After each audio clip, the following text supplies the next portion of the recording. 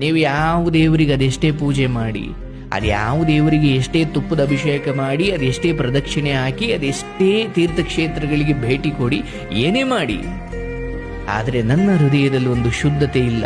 ನಾನು ಇನ್ನೊಬ್ಬರ ಕುರಿತು ಅಸೂಹೆಯನ್ನು ಹೊಂದಿದ್ದೀನಿ, ಇನ್ನೊಬ್ಬರ ಉದ್ಧಾರವನ್ನು ಕುರಿತು ನನಗೆ ಅಸೂಹೆ ಭಾವನೆ ಇದೆ, ಇನ್ನೊಬ್ಬರ ಉದ್ಧಾರವನ್ನು ಸಹಿಸದಷ್ಟು ನನ್ನಲ್ಲಿ ವಿಷ ಬುದ್ಧಿ ಇದೆ ಎನ್ನುವುದಾದರೆ ಯಾವ ದೇವರು ನಿಮ್ಮನ್ನು ಕಾಪಾಡಬಲ್ಲ?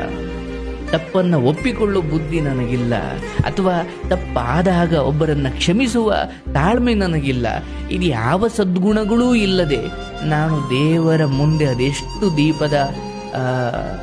ದೀಪವನ್ನು ಹಚ್ಚಿ ಅದೆಷ್ಟು ಅಭಿಷೇಕ ಮಾಡಿದರೂ ಕೂಡ ದೇವರು ನನಗೆ ಒಲಿಯುವುದಿಲ್ಲ.